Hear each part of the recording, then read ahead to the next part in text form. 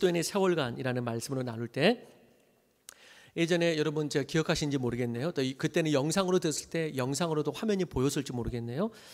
제가 몇 주 전 설교할 때 브래드 피트 주인공의 조 블랙의 사랑이라는 그 영화를 예화를 제가 잠깐 든 적이 있는데, 오늘 또 브래드 피트 주인공이었던 인상 깊었던 영화를 예화로 나누면서 설교를 시작하도록 하겠습니다.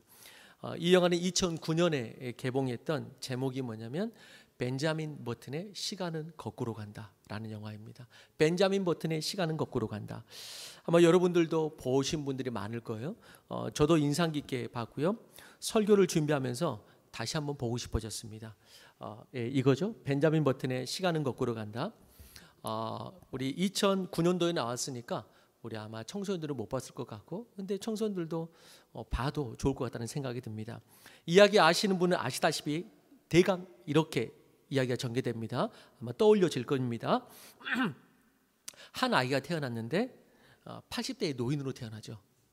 80대의 노인으로 태어나자 이 아이의 이름은 벤자민인데, 아이는 그의 모습 때문에 부모에게 버려지고 한 양로원 앞에 버려지게 되죠.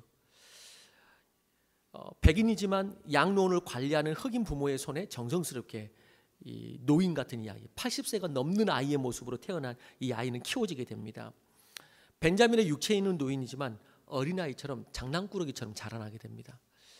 그가 12살 때 만나게 된 데이지라는 소녀는 그의 첫 또래 친구가 됩니다. 그런데 그 또래 친구의 노는 모습이 마치 할아버지가 소녀딸과 노는 모습과 똑같은 것이죠. 조금 크면서 벤자민은 양로원을 나가게 되고 배에 선원도 되고 2차 세계대전에도 참전하게 됩니다.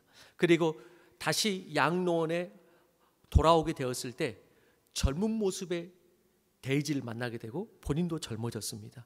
양쪽이 거꾸로 흐르다 보니까 만나는 점이 있겠죠.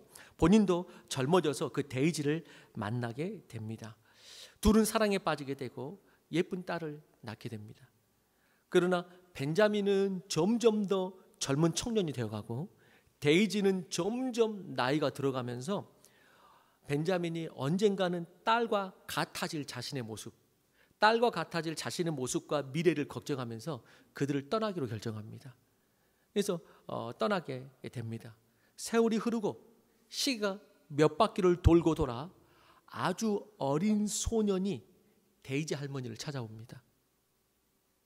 치매 증상을 보이는 소년, 나이가 이미 80이 넘었기 때문에 치매 증상을 보이는 소년이 기억하는 것은 데이지에 대한 기억밖에 없습니다. 그래서 찾아오게 된 것이죠. 데이지는 직감적으로 이 치매에 걸린 소년이 벤자민이라는 것을 알게 됩니다. 시간이 흘러 갓난아이가 된 벤자민은 이 할머니가 된 데이지 품에서 영원히 잠들게 됩니다. 이렇게 벤자민 버튼의 시간은 거꾸로 간다는 벤자민의 인생뿐만 아니고 데이지의 늙어가는 일생도 같이 이렇게 비춰주고 있습니다. 오늘의 말씀을 보는 순간 생각이 난 영화입니다. 그리고 우리 또한 이러한 삶을 사는구나 라는 생각이 들었습니다. 우리는 데이지처럼 우리 육체가 늙어갑니다. 데이지처럼 늙어가며 또한 우리는 벤자민처럼 새로워집니다. 이것은 그리스도인들 안에 동시에 일어나는 현상입니다. 우리는 바울을 통해 이 그리스도인의 세월간을 볼 수가 있는 것입니다. 우리의 육체는 데이지처럼 날로 새하지만 우리의 영은 벤자민처럼 날로 새롭게 됩니다. 그게 오늘 고린도후서 4장 16절의 오늘 중심의 말씀입니다. 우리의 겉사람은 낡아지나 우리의 속사람은 날로 새로워지도다. 어린아이처럼 된다는 것이죠. 바울의 세월간은 갈수록 낡아지는 것이 아니요, 바울의 세월간은 갈수록 낡아지는 것이요, 또한 동시에 갈수록 새로워지는 것이다 라고 바울의 그리스도인의 세월간을 말하고 있는 것입니다. 첫 번째는 뭡니까? 육체는 낡아진다. 육체는 낡아진다. 우리의 겉사람이 늙어진다고 그것이 값어치 없어지고 지금 슬프다라는 것을 말하는 것이 아닙니다. 영적인 것만 새로워져서 좋다는 말을 하려고 하는 것이 아닙니다. 바울도 그럴 것입니다. 오늘 바울은 연결된 그 17절에서 이렇게 말씀합니다. 우리가 잠시 받는 환난에 경한 것이 지극히 크고 영원한 영광이 중한 것을 이루려 함이라 하고 이렇게 말합니다. 바울은 자신의 육신을 복음을 위한 도구로 내어놓았습니다. 그리고 그 복음 때문에 말할 수 없는 고난을 온몸으로 그는 받았습니다. 그래서 단순하게 육체가 낡아진다는 것은 세월도 있지만은 복음을 위해서 수고한 자신의 온 몸을 말하기도 합니다. 그냥 흐르는 세월이 아니고요. 그렇기 때문에 그 18절에 17절에 그 말이 나오는 것입니다. 우리가 잠시 받는 환난, 이거는 경한 것이다. 이거는 낡아지는 것이다. 이 고난은, 이 고통은 지나가는 것이다 라고 말하는 것입니다. 그래서 바울은 고린도후서 11장 24절에서 27절에도 자기 육체가 받는 고난을 우리가 잘 알듯이 이렇게 표현하잖아요. 같이 한번 읽어볼까요? 시작.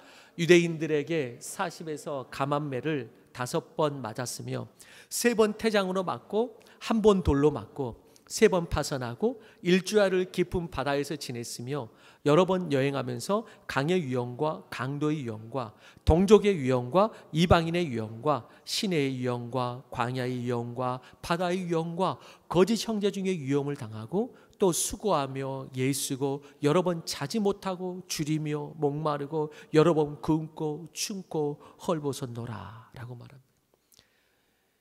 이 복음과 함께 산 세월 속에서 그의 육체는 쇠하여지고 낡아진 것이죠. 그는 수천리가 되는 길을 걸으며 복음을 전했고 그의 육체는 낡아졌습니다. 그러나 그 낡음은 결코 무의미한 낡음이 아니었습니다. 하나님께 마음껏 쓰임받은 육체였습니다. 그의 주름은 그저 세상 근심하느라 새겨진 것이 아니었습니다. 하나님의 나라와 주의 교회를 위한 깊고 아름다운 주름이었죠. 그의 무릎 관절은 세상 쫓아가다가 망가진 것이 아니고 복음을 전하며 걷고 또 걷다가 망가진 그런 훈장입니다. 술로 망가진 그런 위가 아니라 복음을 전하면서 먹지 못하고 굶고 헐벗어서 망가진 위입니다. 바울은 안질이 있었을 것이라고 학자들은 이야기합니다. 아마 늙으면서 더 심해졌을 거예요, 안질이.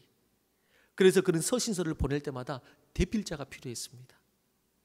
그렇다고 그의 글마저 어두웠나요? 아니죠. 그의 글은 더욱 깊고 더욱 새로웠습니다. 우리가 이렇게 흔히 말하듯이 바울의 그 육체의 삶은 녹슬어서 없어진 그런 것이 아니라 하나님께 잘 쓰임받고 없어지고 낡아지는 그런 육체인 것입니다. 오늘 바울이 그걸 말하는 것입니다. 내 육체는 낡아진. 단순하게 육체는 필요 없다 지금 이 말을 하는 것이 아니죠. 특별히 고린도 교회에게 바울이 이런 메시지를 주는 이유가 뭐냐? 고린도는 기본적으로 당시의 대도시였고 부자 도시였습니다. 바울이 도시 사역을 이루어가기 위한 거점처럼 삼았던 곳이에요.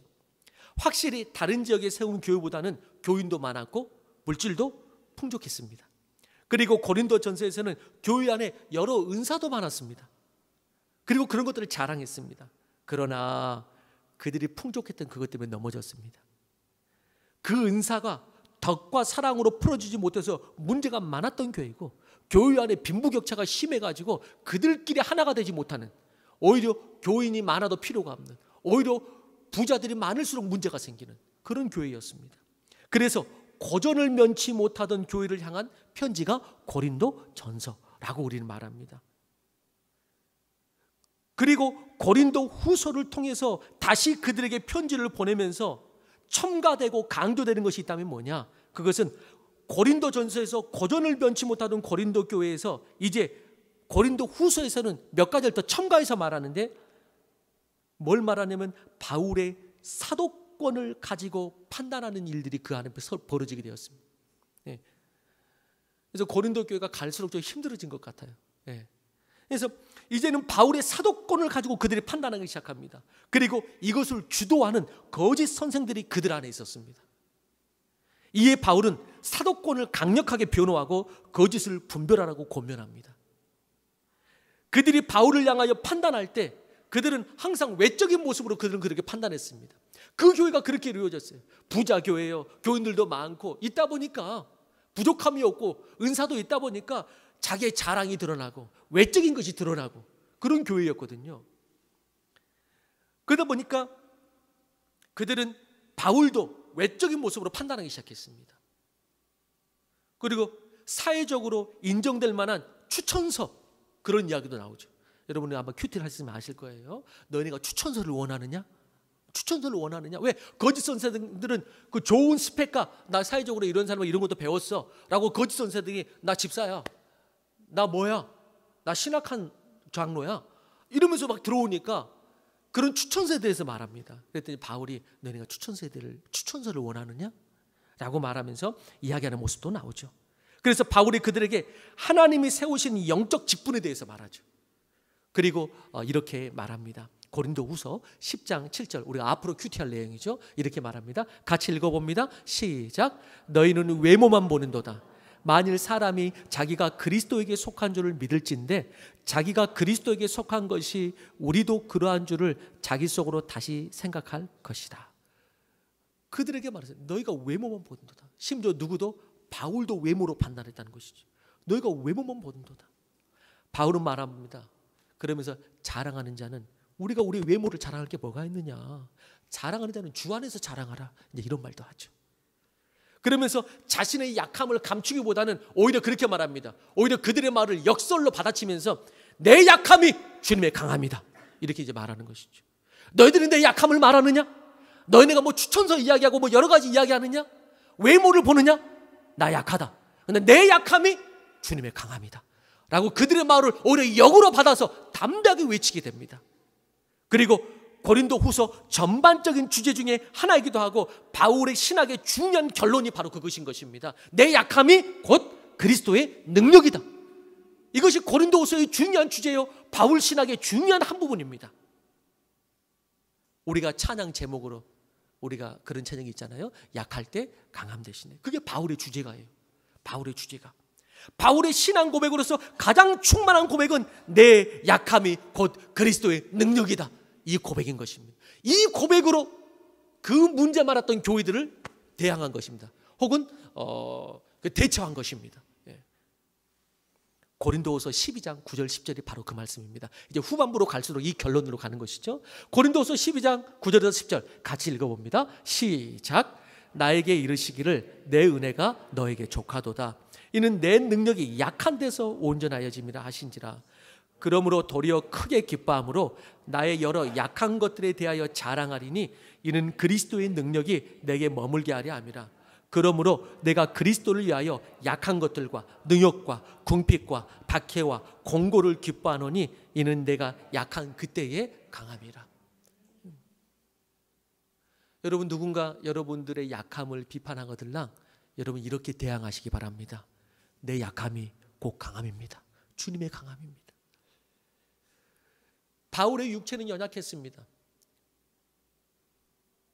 사람들은 그걸 판단했습니다. 그러나 바울의 그 육체의 그 고난과 그 낡아짐은 오히려 바울의 훈장이었습니다. 데이빗 리빙스턴, 이런 이야기가 있죠. 그는 아프리카 복음의 여명을 밝힌 아프리카 선교의 아버지이자 개척자, 탐험가, 또 의사였죠.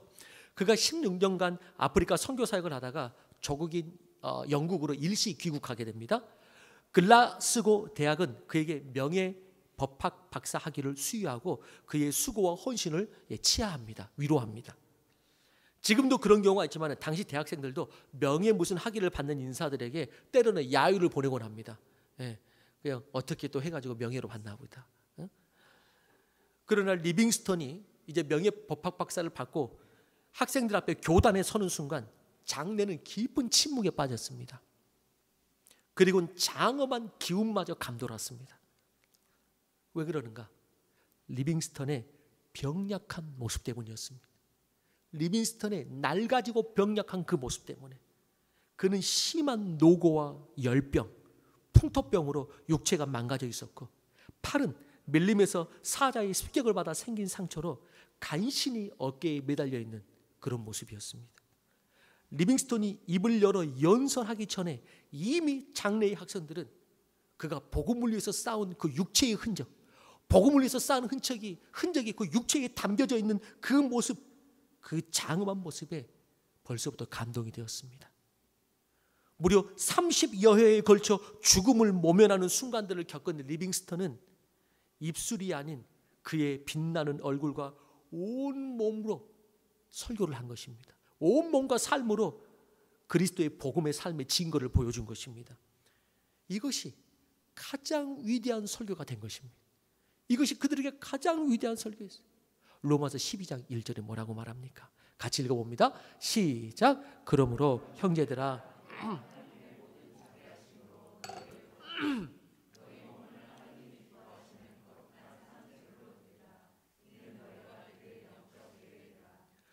몸과 영이 하나가 되죠. 몸을 예배로 드리라. 이게 영적 예배다 라고 이야기합니다. 데이빗 리빙스턴이나 바울의 겉사람은 하나님의 나라를 위한 재료였습니다. 거룩한 영적 예물이 되었습니다. 몸이. 그렇습니다. 첫 번째 그리스도인의 세월과는 뭐냐? 우리의 육체는 낡아지고 병들어지고 없어진다는 것입니다. 결코 영원하지 않다는 것입니다. 그러나 그리스도인의 세월과는 육체의 낡아짐 앞에서 슬퍼하거나 낭망하지 않는 것입니다. 바울은 한 번도 육체의 낡아짐으로 인해서 낭망한 적이 없습니다. 세상에 속하여 늙어지지 말고 주님을 위하여 쓰고 쓰다 낡아지는 인생이 되기를 주 이름으로 축원합니다. 세상에 속하여 늙어지는 인생이 있고 하나님이 써서 낡아지는 인생이 있습니다. 그 낡아짐은 늙어짐이 아니라 너희 몸을 거룩한 산 제물로 드린 예배의 흔적입니다. 예배의 흔적이. 그리고 반면에 갈수록 새로워지고 분명해지는 것이 있음을 보게 되는 것이죠. 육체의 낡아짐을 통해서 그리스도의 세월과는 뭐라고요? 이것 때문에 낭망하지 않는다. 오히려 육체의 낡아짐을 통해서 그리스도의 흔적을 본다. 함께 살았던 흔적, 함께 하나님의 나라를 이뤘던 흔적, 그리고 오히려 이 육체의 낡아짐을 보면서 영원한 나라를 바라보게 된다. 이게 그리스도인들의 육체의 낡아짐을 보면서 보게 되는 그리스도인의 세월관 첫 번째입니다. 바울은 오히려 그래서 육체를 벗어나 주님을 더 빨리 만나고 싶다고 하였습니다. 육체를 벗어나 주님을 더욱더 빨리 보고 싶다.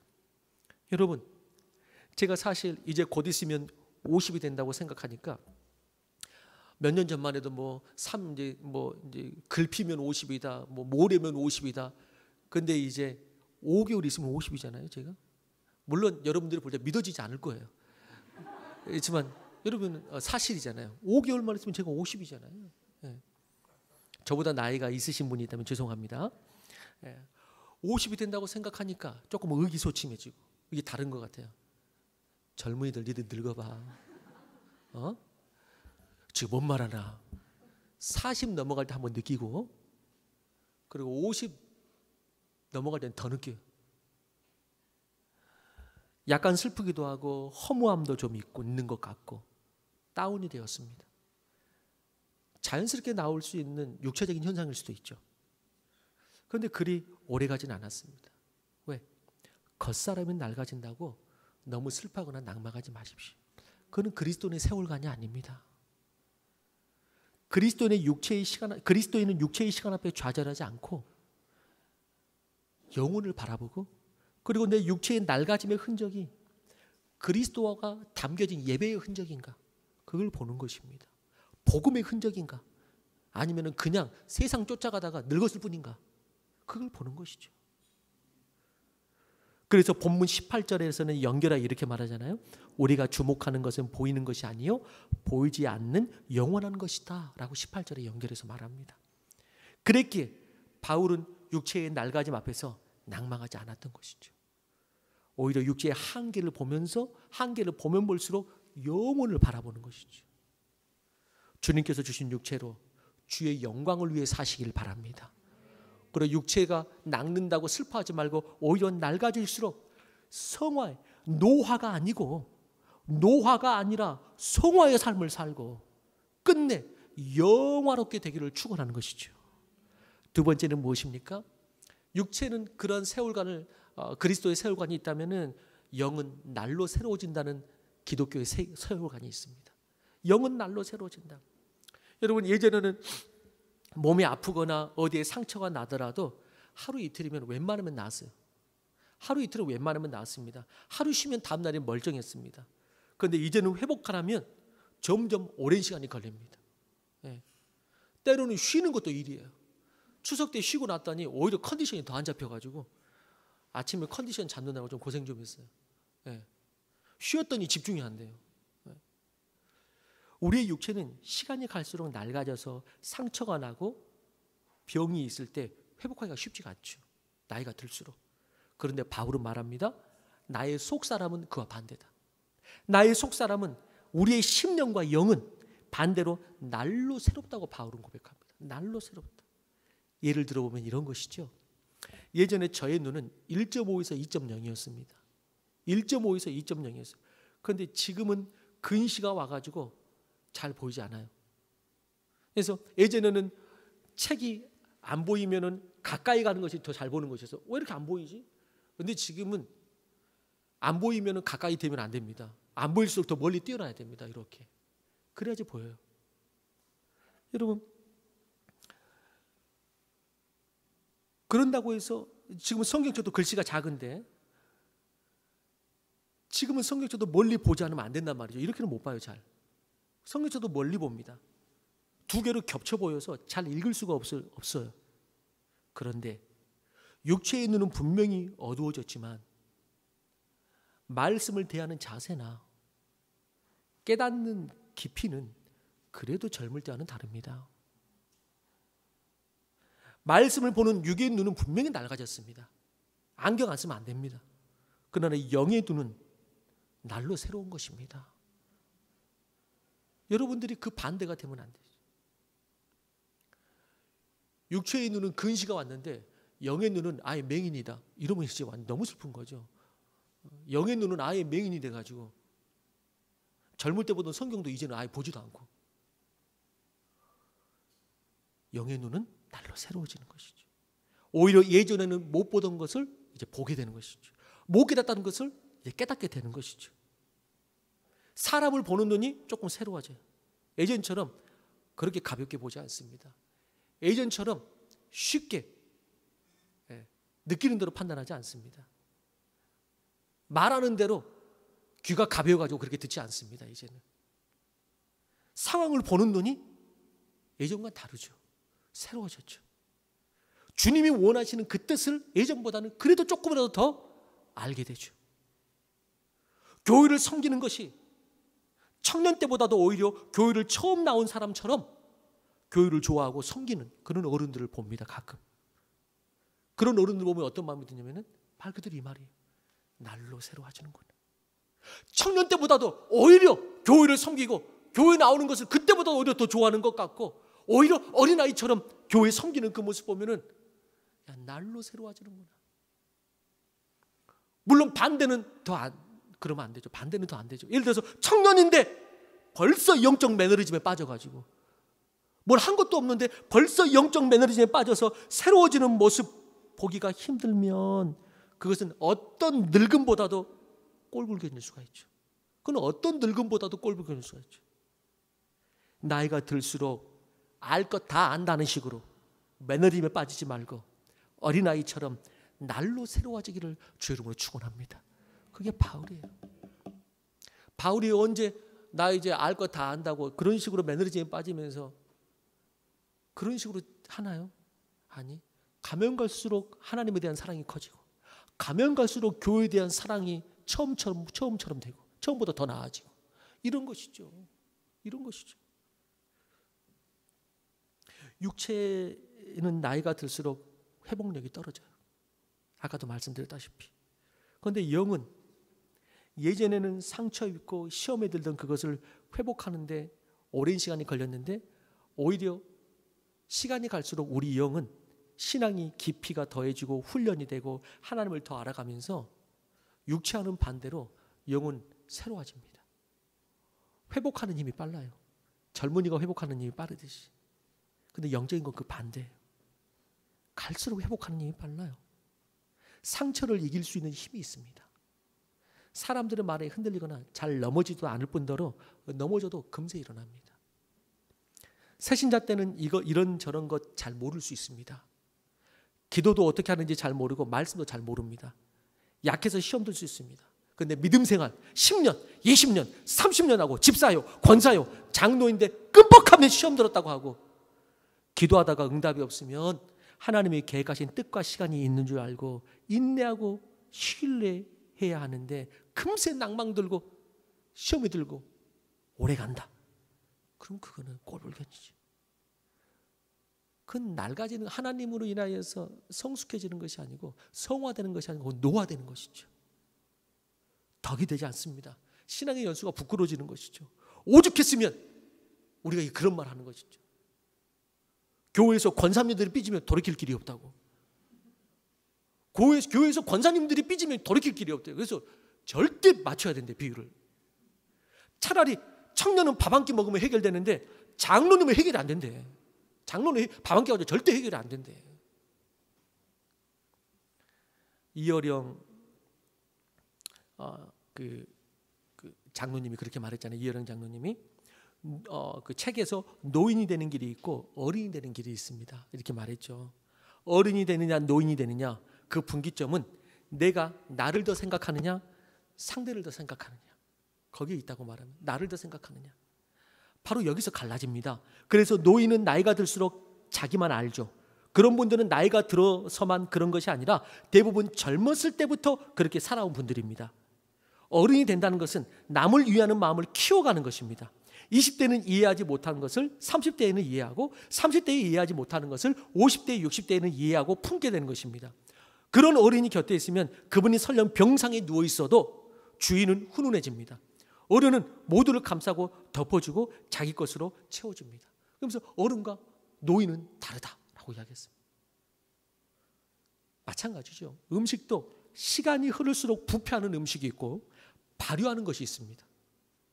사람도 나이가 들수록 노인이 되는 사람과 어른이 되는 사람이 있습니다. 나이가 들수록 젊을 때도 그러더니 자기만 아는 사람이 있습니다. 이웃을 배려할 줄 잘 모릅니다. 갈수록 인색해지는 사람이 있고 넉넉해지는 사람이 있습니다. 갈수록 땅의 세상만 생각하여 옮겨주려는 사람이 있고 떠날 준비를 하면서 하나님 만날 준비하면서 섬기고 베푸는 사람이 있습니다. 그런데 발효가 되려면 숙성의 시간이 필요하듯이 어른이 되려면 젊은 날부터 사랑과 섬김으로 숙성이 돼야 됩니다. 그때부터 준비되어야 합니다. 젊은 날 그토록 수양을 해도 되지 않던 것이 나이가 들면 저절로 이루어지느냐? 그렇지 않습니다. 그렇지 않습니다. 나이가 든다고 저절로 이 아름다움이 임하는 것이 아닙니다. 오히려 나이가 들수록 더 집착하고 아직 불통이 되고 늘 남을 비방하는 욕쟁이 노인이 될 수도 있습니다. 욕쟁이 노인. 우리 스스로에게 물어봅시다. 나는 나이가 들면서 이렇게 주님을 닮아가고 있는가? 속사람이 새로워지고 아름다워지고 있는가? 아니면 겉사람이 하나님 나라를 위해 살며 잘 낡아지도록 해야 되는데 겉사람을 내 자랑의 도구로 갖고 누라고, 내 자랑의 도구로 갖고 누라고 투자하고 속사람을 돌볼 시간은 전혀 없는 사람은 아닌가? 전혀 없는 사람은 아닌가? 육체적인 건강을 위해서는 돈도 투자하면서 헬스클럽 뭐 해야 된다고. 근데 영적인 건강을 위해서 이 양식 먹으라고. 근데 그거는 굶기 일쑤예요. 그러지는 않는가? 미용도 하고 운동도 하고 몸에 좋다는 온갖 것을 다 하고 건강식품도 챙겨 먹는데 말씀의 양식을 먹습니까? 말씀의 양식을. 이 땅에 썩어질 것을 위해서 사십니까? 영원한 하나님의 나라를 위하여서 사십니까? 기도의 세월을 살아가면서 나의 영이 하나님과 교통하면서 점점 열려지는 것을 느낍니까? 아니면 점점 막혀서 답답하기만 합니까? 우리는 소망합니다. 나이 들어 눈이 잘 보이지 않아도 하나님은 더욱더 선명하게 바라보기를 원합니다. 나이가 들어 귀가 잘 들리지 않습니다. 그러나 필요 없는 소리는 듣지 않고 하나님의 소리만 들으라고 그런 것입니다. 나이가 들어 머리가 백발이 되는 것은 면류관이라고 했는데 자격이 없는 나를 주님이 여기까지 선하게 인도하셔서 영화로운 면류관을 주셨음에 감사하는 것입니다. 심지어는 나이 들어 정신이 깜빡깜빡하는 것은 나에게 상처 준 자들을 기억하지 말고 평안하게 살라는 축복입니다. 그리고 하나님의 나라는 점점 더 선명해지는 것입니다. 점점 더 소망하게 되는 것입니다. 여러분 축복합니다. 우리 모두의 몸은 병들고 늙어갑니다. 그러나 날이 갈수록 속사람과 영이 새로워지는 사람들이 되기를 축복하는 것입니다. 그렇습니다. 이것이 바울 사도가 말하는 그리스도인의 세월관입니다. 처음 영화로 말하자면 데이지의 시간이 있다면 벤자민의 시간이 있는 것입니다. 데이지는 늙어갑니다. 벤자민은 갈수록 젊어집니다. 이 두 가지가 우리 인생 가운데 다 있어야 합니다. 그게 그리스도인의 세월관이 데이지와 벤자민. 이 두 사람이 만나서 이 안에서 사랑을 해야 되는데, 다시 요점 정리하면 이렇습니다. 첫 번째, 우리의 육체는 낡아진다는 것입니다. 이것을 우리가 알 필요가 있고 인정할 필요가 있습니다. 당연한 진리지만 젊을 때는 이걸 잘 인식하지 못할 수가 있고 또 인정하지 않을 수도 있습니다. 심지어는 늙어서도 자랑하는 자가 있으면 꼴불견입니다. 그리고 육체의 헛된 일을 위하여 씁니다. 그리고 병듦과 약함 속에서 허무함이 있고 소망이 없습니다. 그러나 그리스도인의 세월과는 겉사람의 낡아짐을 인정하고 슬퍼하거나 낭망하지 않습니다.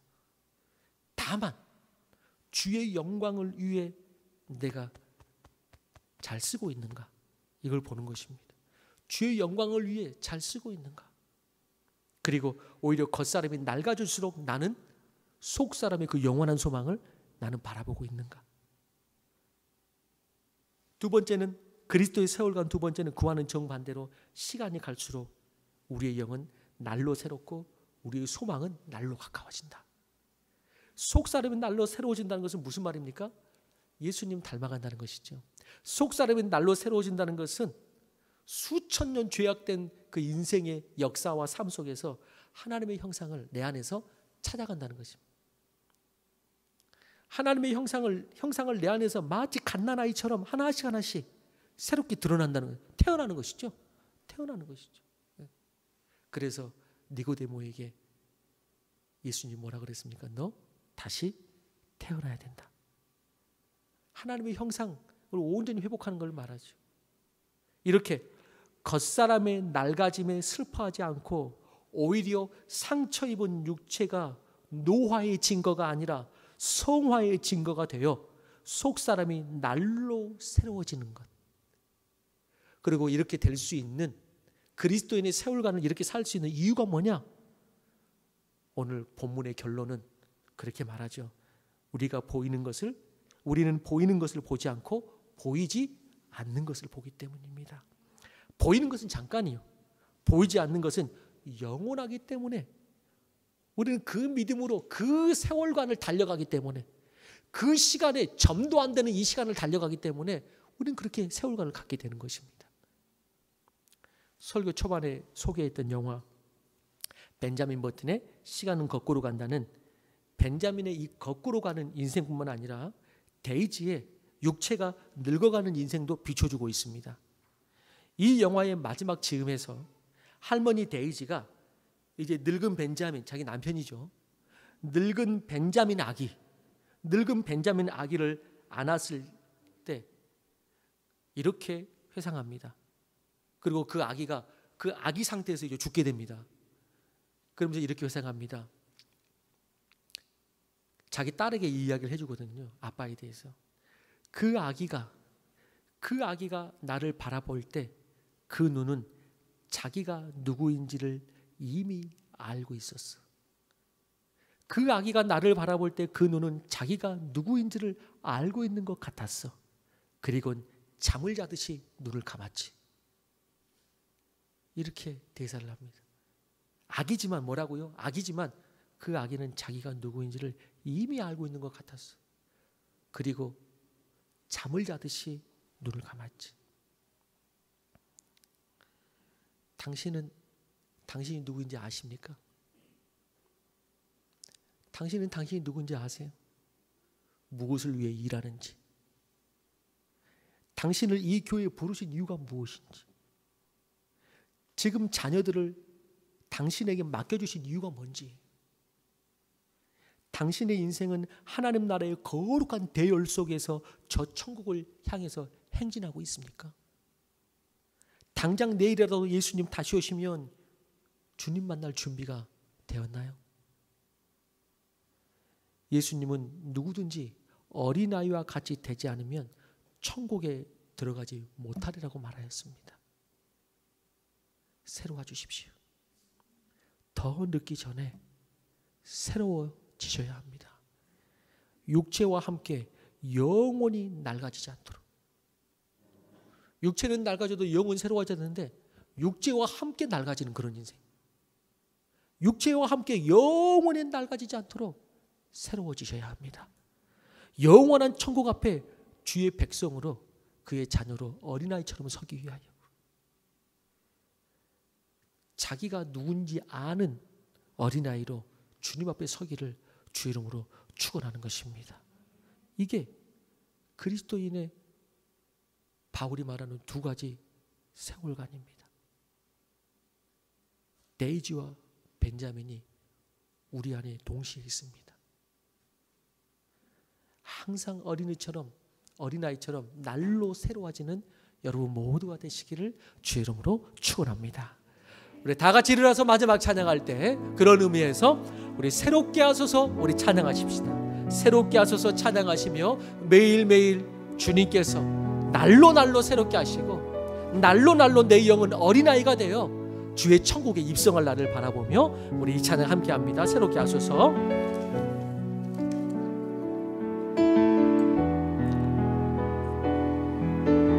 해 아래 새 것이 없나니 해 아래 새 것이 없나니 이 죄인 살리신 주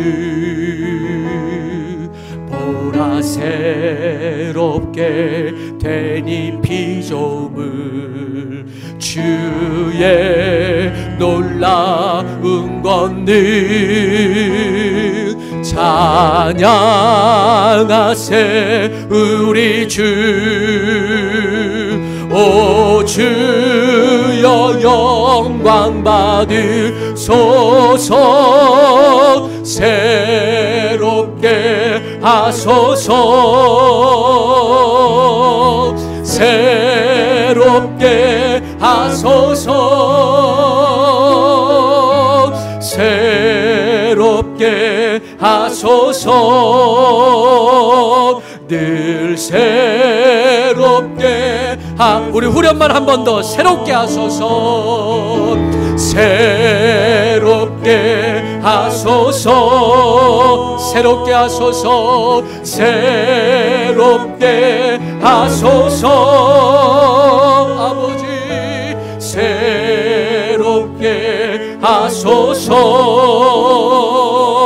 늘 새롭게 하소서. 하나님 아버지, 이제 이 그리스도인의 거룩한 세월간을 가지고 살아가기 원하는 사랑하는 더지구촌교회 각지에 흩어져 있는 모든 성도, 교회 안에 또 각 가정 안에 예배드리는 성도들의 머리머리 위에 하나님의 큰 사랑과 예수 그리스도의 은혜와 성령님의 동행하심이 갈수록 더하여져서 어린아이와 같은 모습으로 주님을 만나기 원하는 성도들의 머리머리 위에 지금부터 영원토록 함께 하시기를 간절히 축원하옵나이다.